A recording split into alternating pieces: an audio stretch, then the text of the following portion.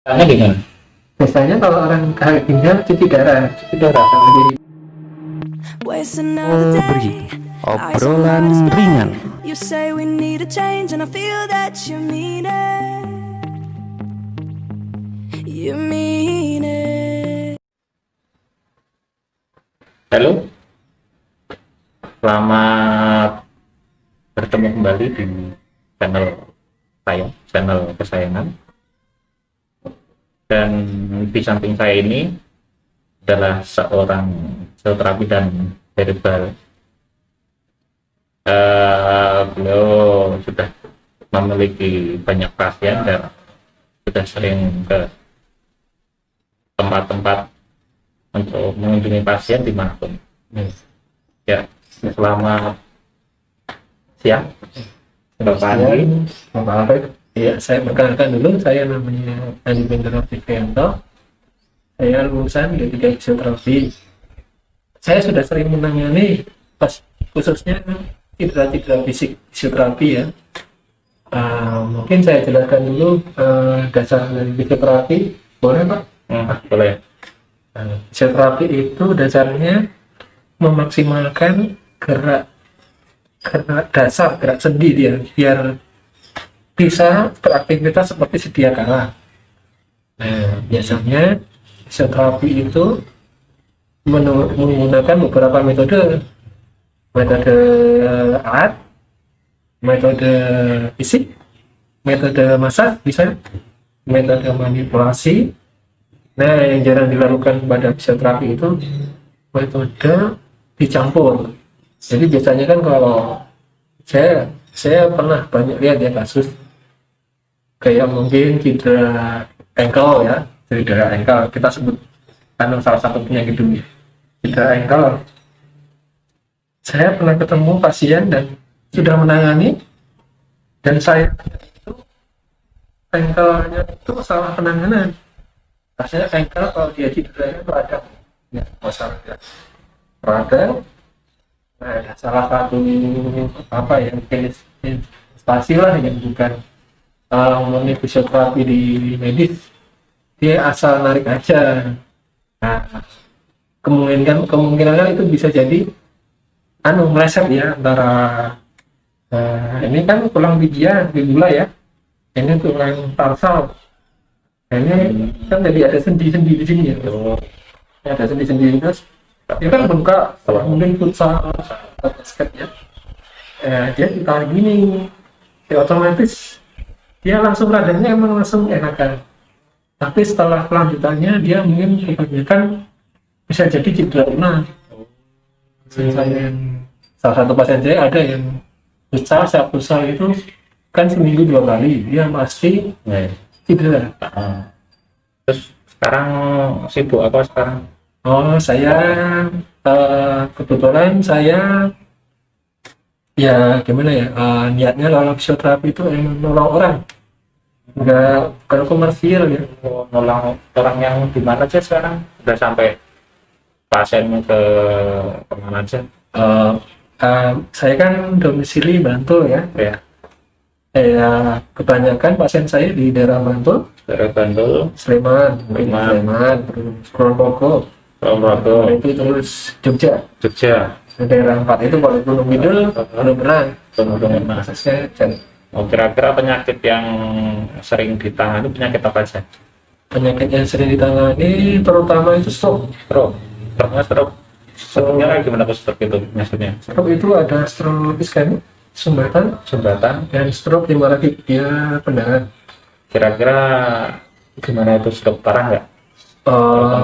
Kebanyakan yang saya tangani itu dia hampir parah semua karena sudah mungkin stroke 3 kali, terus dia udah kehilangan semangat.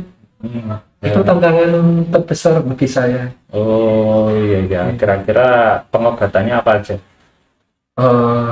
Intinya kalau dia masih punya semangat, biasanya dia dilatih. Karena stroke itu kan dia kelemahan di salah satu sisi otot atau semua otot. Semua otot. Terus untuk pasien-pasien yang sudah disembuhkan di daerah Bandul itu kira-kira dari umur berapa? Oh banyak, ada yang umur, malah dari Kulon Progo itu ada yang umur baru 15 tahun dia. Ya dari kecil ya, itu dari umur 15 tahun.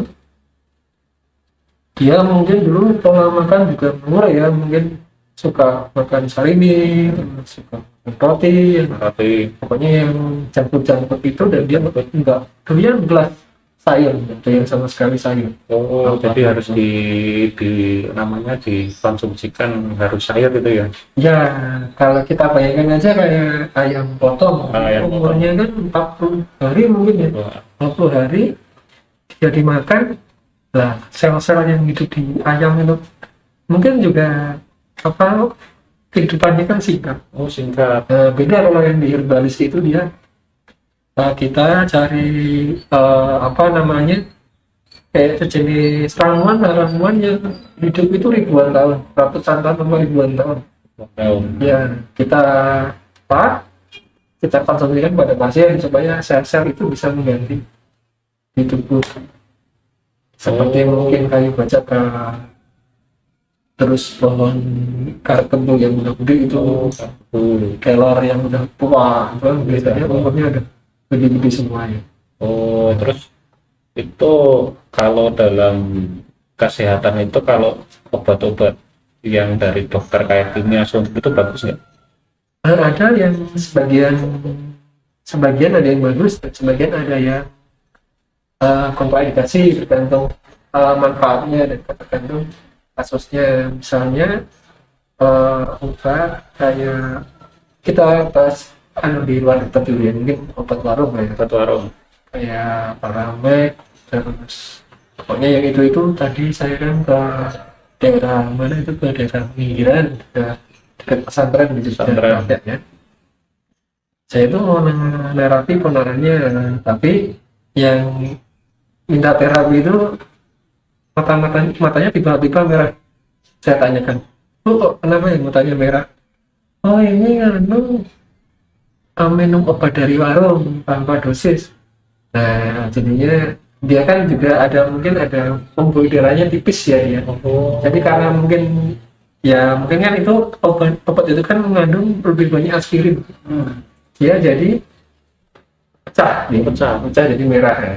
Itu juga keturunan dia memperburuk. Jadi tanpa resep dokter itu juga bagus. Kalau kira-kira yang tanpa dosis itu dari obat-obat herbal kan juga tanpa dosis kan, kayak jamu itu kan kayaknya nggak pakai dosis. Ya, sebagian besar emang nggak pakai dosis. Biasanya kalau jamu itu kita tanyakan dia ada keluhan ginjal nggak, ada keluhan gula nggak. Biasanya ginjal sih. Jamu itu kalau bagi orang dengan ginjal dia nggak boleh, karena kita tanyakan dulu apakah ada keluhan kayak batu ginjal, apa keluhan ginjal. Takutnya kalau minum jamu terlalu kental dan dia minum jamu dan ginjalnya nggak bagus, dia akan memaksa ginjal, dia cepat rusak dia. Iya. Kira-kira terapi apa aja buat memperbaiki ginjal kalau sudah ginjal itu bekerjanya susah, itu ada obatnya nggak? Biasanya itu fisioterapi ada, di luar fisioterapi juga ada. Biasanya itu kalau dokter bedah itu dipasang kayak selang di bagian ginjal dan diisi cairan setiap 6 jam. Dan dia ada perubahan. Tapi dengan catatan dia belum beranjak ke yang lain, kayak udah tinggi, terus kafein itu pembusukan. Nah itu bisa. Terus dengan fisioterapi bisa. Fisioterapi itu kan biasanya kalau ginjal kan peredaran darahnya kan nggak ada, kayak jantung memompa ke seluruh tubuh dan tubuh memompa ke jantung lagi, kan itu sistol diastol, kita tensi ya, tak tensi gitu kan. Jadi itu biasanya fisioterapi itu perannya di situ. Biasanya kalau orang-orang ginjal terus kena gula, dia kan kaku, biasanya dia malas gerak karena penyakit ginjal itu salah satunya dia kena HB-nya rendah pastinya. Soalnya dia kalau orang ginjal makan sayur dekat sini, minum dibatasi ya, Ya, HB itu singkatan dari, hemoglobin. oh bukan hemoglobina ya. Bukan. Hemoglobin Ya. itu kayak darah merah. Sedangkan merah kan dia meningkat oksigen dan nutrisi ke seluruh tubuh ya. Jadi kalau orang-orang kurang HB itu orangnya emas. Ya pasti lemas itu. Jadi untuk meningkatkannya gimana? Biasanya kalau orang kaya ginjal cuci darah, Itu darah. cuci darah apa itu yang tadi 6 jam dimasukin ke setiap 6 jam itu biasanya lebih efektif itu, tapi itu dalam waktu 6 jam nggak boleh putus, soalnya takutnya jadi Terus kira-kira ada upaya nggak biar orang itu nggak sampai terkena penyakit ginjal? ada. Biasanya kita harus sering aja rajin minum air putih. Kalau haus jangan lupa minum. Kalau minum minimal sehari 2 liter. Berarti itu Kalau kita sering minum 2 liter lebih boleh, nggak apa-apa. 2 liter lebih. Jadi minimal 2 liter air setiap hari. Setiap hari. Terus untuk minum-minuman selain itu, selain air putih, kalau minuman manis, minuman kayak kopi itu yang kental-kental itu gimana itu? Kalau itu mending dihindari, soalnya ya anu aja, tubuh kan dia masih nyala secukupnya aja ya. Apalagi udah usia di atas, bukan pertumbuhan. Kebanyakan orang kayak kena ginjal muda-muda itu karena mungkin minuman kemasan, minuman apa gitu banyak saya sebutkan, tapi itu malah justru nggak baik buat Oh, perkembangan atau jangka ke depan. itu loh guys, kurangin kopi, kurangin manis-manisan, Ya. supaya kinerja atau kerjanya ginjal lebih ringan, jadi tidak terlalu berat.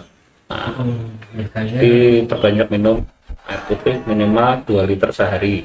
ya itu. Terus ada lagi buat namanya untuk mencegah penyakit ginjal itu? Biasanya ginjal Minum itu minuman kan apa lagi? saya katakan tadi dia gula Gula. kan bisa menyebar kemana-mana, bisa stroke ginjal, paru-paru, dan mungkin gangren ya, pembusukan, dan kebanyakan dipotong kakinya itu kan karena gula. Gula. Nah itu ya, jadi ya kita emang harus menjaga secukupnya aja. Mungkin kalau kita olahraga nggak apa-apa minum manis, dan ada sih herbal biasanya yang memperbaiki pankreas. Kalau pankreas itu juga dia produksi pabriknya insulin di dalam Oh, tubuh. insulin. Jadi insulin itu berguna buat menghentikan Insulin itu dia jadi kayak gula, gula, ada gula itu diserap insulin. detak insulin Nah dia langsung insulinnya itu ke dalam sel-sel tubuh. dalam sel-sel tubuh. Sel-sel tubuh, kalau tidak ada insulin, kurang insulin di dalam tubuh, dia gula kan kalau didiamkan sehari 2 hari, kalau kena air kan dia busuk, sama kayak darah. Jadi untuk meningkatkan produksi insulin itu dari orang-orang itu gimana? Biasanya ada beberapa cara ya, Iya. kayak mungkin yang herbal ya, mungkin minum daun insulin juga bisa. Kalau Insulin kayak gimana dan insulin? ada yang sebelah sih, kayak ya nanti cari di Google aja, Oh, ada iya. kok. Nah yang biasanya yang bagus itu dia dikasih AC. Pace. Jadi pace-nya dibuat minuman gitu. Iya dibuat minuman, tapi emang baunya agak segar-segar ya, namanya obat ya, jadi Nanti didiemin kayak sampai berapa hari itu? nggak usah. Nggak usah. Mending langsung minum aja, aman kok itu. Oh, aman. Iya, saya sudah sering mempraktekkan lah, bagus. Kalian fisioterapi sering, kalau kalian saya sarankan, kalau dia butuh itu saya bawakan guys. Terus untuk medis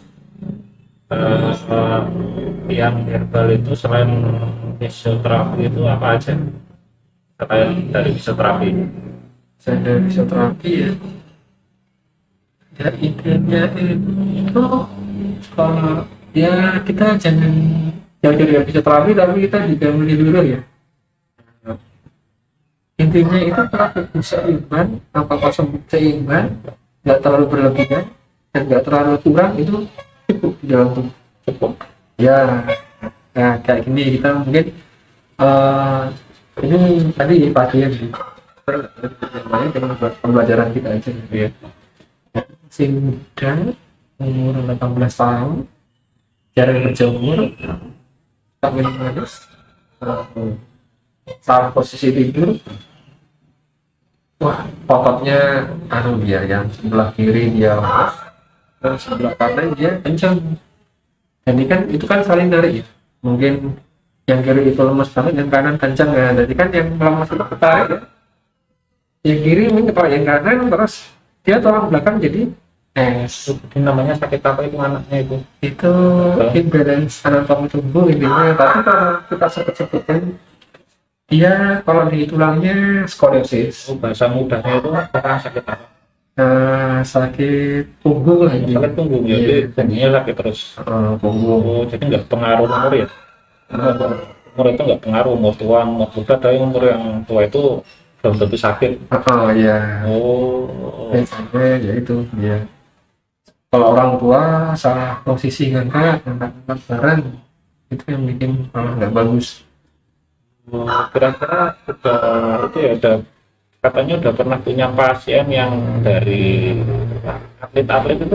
Oh ada basket, ada karate, ada Karate. sport seni misalnya. Kalau ahli basket itu di itu Bima Perkasa ya, Perkasa. basket ya. Tapi itu cuma freelance sih kadang kalau dia manggil. Oh, Ada juga pasien saya banyak.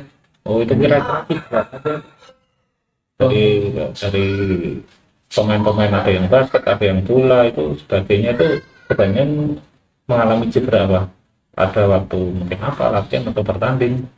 Biasanya yang ringan dulu mungkin ya. Yang ringan. Biasanya basket itu keluarnya di ankle. Kalau Tapi lebih biasanya basket itu cederanya ke kebanyakan malah tangan biasanya ya. tangan terus ya, Soalnya kan dia dribble terus ya. dribble terus. Biasanya ankle juga bisa, tapi jarang. Biasanya itu buat bakteri itu. salah, iya.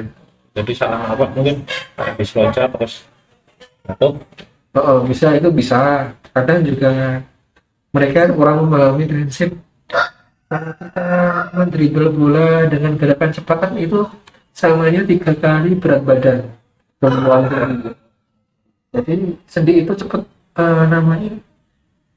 cairannya cepat terkuras ya.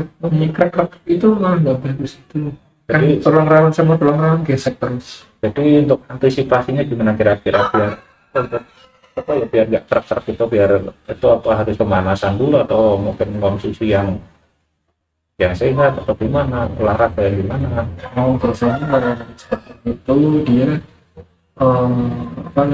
dari biasanya kalau fisioterapis dulu ya, mungkin biasanya dia pemanasan Ya. pemanasan dalam arti dia banyak stretching dia stretching. Nah itu nggak asal stretching, jadi dia emang biar lentur dia supaya ada yang stretching sendi dan ada yang stretching Ini di stretching dulu ya, pemanasan. Dan misalnya juga sering ada kejadian ya, misalnya pertandingan ada kejadian istilahnya benturan dengan lawan itu nanti katanya tabrakan atau gimana? tidak. Biasanya lebih kebanyakan ankle, lutut, biasanya boyok misalnya ya, Yang itu tinggal ya, tangan bisa, kepala dan contohnya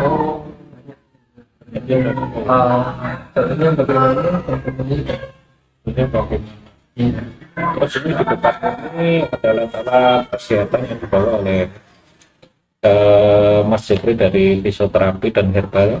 Ya. Ini kira-kira ini alat apa ini bisa tolong ditunjukkan ini? Ini biasanya tensi ya. Dari tensi. Biasanya tensi ini lebih valid ukurnya, tapi ada yang lebih valid ya. Tensi Dilihat ini. namanya tensi rasakan itu kan tensi speedometer biasa. Terus jadi dia pakai tekanannya pakai udara itu ya Ya di dia pompa-pompa gitu. di pompa dulu biasanya pakai stetoskop yang jelas. Kadang kalau udah biasa bisa pakai stetoskop nggak apa. Nanti yang di stetoskop itu sebelah mana? Kanan. Ya kalau kurang dia biasanya dilihat dulu sebelah sini biasanya. Ya pakai arteri. Jadi nanti buat mengukur apa namanya, kayak detak jantung apa Dia detak nadi gitu, denyut nadi. tekanan darah jantung ke seluruh tubuh itu siapa dari ujung-ujung kapiler jari-jari dari ujung kepala dia diasur dia jadi balik ke jantung lagi. Oh iya itu bagus juga. Nah, ini biasanya digunakan kebanyakan pada orang darah tinggi ya, ada keluhan stroke dan yang lain-lain gitu. Oh dan lain-lain. Kita tanyakan dulu apakah pasien ada riwayat darah tinggi atau tidak. Untuk terus untuk ini mau ditunjukkan ini kira-kira apa namanya nih alat berat? Ini kayak ada lampunya. Ini namanya infrared. Terus yang ditunjukkan. Nah, infrared ya. Ini pemirsa ya. Ini fungsinya buat apa sih? Ini biasanya untuk memancarkan peredaran darah. Peredaran darah. Jadi darah-darah yang pegel-pegel gitu. Iya. Makanya ini jaraknya antara 30 cm. 30 cm. Ya, Jadi nggak terlalu dekat, nggak terlalu jauh. nggak terlalu jauh, nggak terlalu jauh. Di apa namanya di sinar ini berapa menit? Biasanya kalau menit antara 15 menit. Sampai 15 menit. Ya, itu kita kan setelah kan mengembalikan tubuh seperti sedia kala. Jadi kita kebetulan anatomi, alat-alat itu cuma penunjang. Iya. Nah, jadi kira-kira terapinya berapa hari sekali nanti? Karena Ya, tergantung. Nah, saya malah mending tergantung request pasien karena ya itu kan semangat pasien sendiri itu tentu. Saya nggak bisa menentukan, cuma saya tidaknya bisa memberikan yang terbaik. baik ini. Kemudian ada apa ini alat kotak itu fungsinya buat apa? Ini namanya electrical stimulation ya. Trigger itu bahasa Indonesia apa? Kira-kira bahasa gampangnya? Dia merangsang biasanya orang-orang pada kelemahan otot dan saraf. Kayak shock gitu. Kayak stroke, ada palsi biasanya, terus ya pokoknya ada yang gunanya untuk melancarkan peredaran darah, mengembalikan fungsi otot, dan kebanyakan ini juga bisa Ya, nanti terapinya berapa kali nih untuk biar kelihatan hasilnya? biasanya kita kan fizioterapi kan juga ada wewenang, kalau lebih bagus ada wewenang dokter saraf ya, kalau Dokter saraf. sakit saraf, sakit stroke, sakit punggung. Nah, kadang kalau cuman nyeri-nyeri biasa tanpa dokter nggak apa-apa. Itu tadi. Oh iya.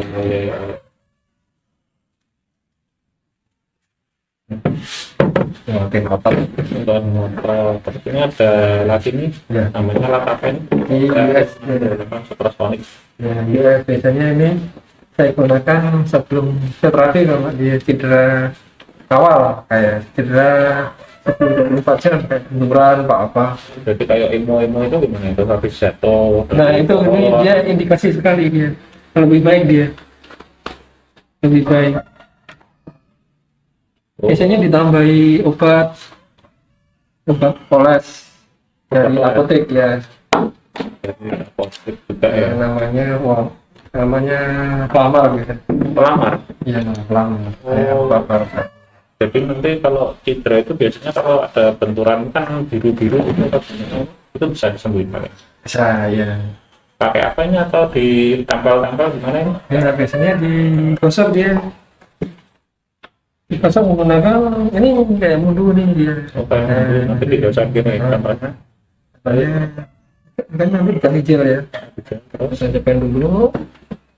terus ya, dihidupin terus misalnya dia nyeri pergelangan tangan ya, tangan. misalnya buka ya, kita buka aja. Oh, ada tekanan listriknya.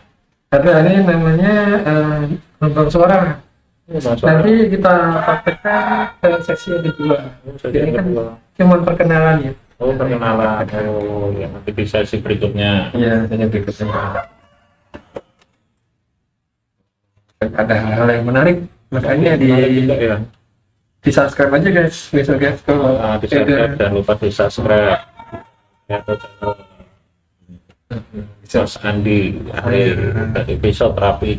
ya besok ada pasien-pasien yang mungkin datang ke sini dan dia pengen di share pengalaman dia yang setelah saya tangani ada banyak perubahan yang dulu mungkin nggak bisa jalan sekarang udah bisa ke sawah.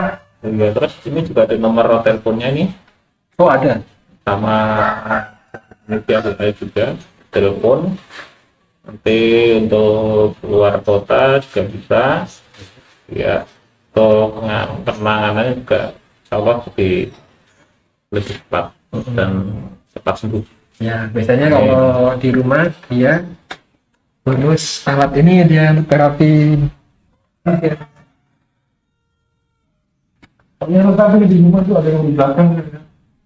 Pada lagi Narik saraf kejepit, ini juga ada hipoterapinya. Apa yang namanya?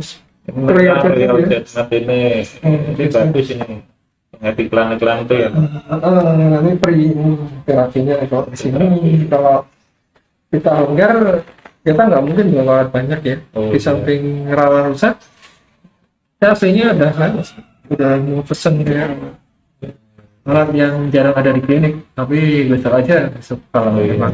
Jadi pemirsa kalau yang berobat ke tempat nanti dapat free perawatan, free penanganan gratis. Biasanya kalau di rumah itu malah lebih fokus. Kalau ya. di fokus nanti tinggal bilang keluhannya apa, udah berapa lama, nanti akan segera ditangani. Ya, Dan semoga cepat sembuh. ya, ya, memang udah intinya ya. Ya. Banyak kan kalau emang di luar itu banyaknya komersil. Yes, betul lah. Oh iya. Terus ngomong kalau penyakit corona itu gimana ya? Itu penyakitnya gimana? Nah, banyak kan corona itu ya ada yang benar, apa ada yang settingan sih menurut saya. Soalnya ya itu pemerintah yang tahu. Tahu. Entah itu di TV itu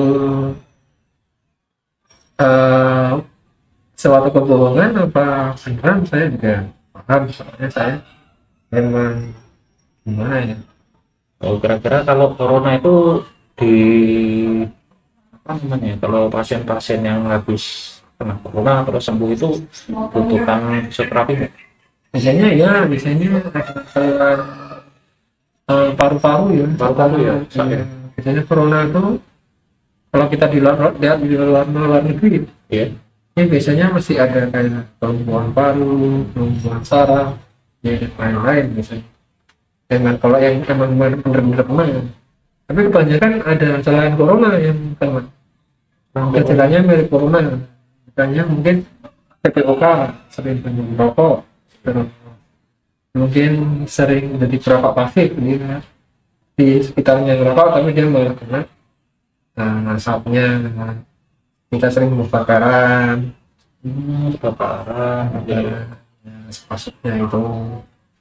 Kira-kira kalau corona di Jogja ini buruk nggak nih situasinya? Insya Allah aman sih, karena dia tidak booming dia. Kabar-kabarnya tidak booming, dia tetap santai lah ya, asalkan aja patuhin protokol kesehatan. Iya, protokol kesehatan yang pertama kan selalu pakai masker, ya, jaga jarak minimal 1 meter ya, 1 meter ya. 1 meter. Kemudian cuci tangan jelas. air yang mengalir, atau misalnya untuk kegiatan-kegiatan yang nggak ada air pakai hand sanitizer. Sanitizer ya. Oh, jadi Sabun. terus apa lagi? Kalau lebih bagusnya yang mengalir, dia bisa luntur ya. Tapi kalau corona itu ada hubungannya dengan imun. Kalau imunnya bagus itu kayaknya nggak pernah kayak. Nah, tapi kan itu kan virusnya beberapa anu kan mentok di situ. Kan ada yang namanya orang tanpa gejala ya, PTP ya. Jadi kalau imunnya bagus itu orang bisa terkena corona ya? Bisa, tapi cuma nempel. Nempel. Ya. Tapi itu orang itu nggak sakit ya? Iya, nggak sakit. Dia nggak sakit. Oh iya, jadi udah memang itu ya yang renang terus. Tapi tiba-tiba kalau direaktif itu nanti kira-kira ada yang reaktif terus nanti di swab hasilnya positif. Padahal kalau nggak di swab itu kan nggak tahu, jadi orang pada nggak heboh ya. Ya, misalkan kita jaga pola hidup aja. Jaga pola hidup juga meningkatkan imun dan Ya. juga makanannya Ya, review. Penyakit kan nggak kita harapkan yang lebih baik mencegah daripada mengobati. mengobati. Oh iya, iya. Kalau apa namanya ya,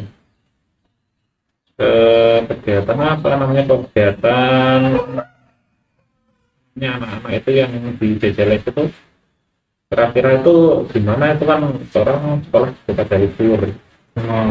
Terus kebanyakan main layang Pak. Perintah gitu.